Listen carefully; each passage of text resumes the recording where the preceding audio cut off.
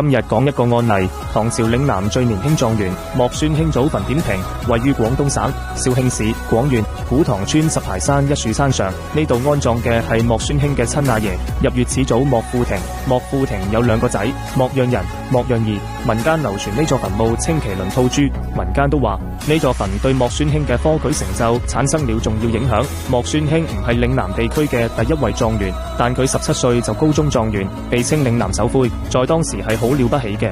真正嘅南方第一個狀元係韶關谷江張九齡。莫孫興834年出生，851年中進士，而張九齡出生於678年，702年中進士，而張九齡家族一門4進士，堪稱嶺南科舉最強王者。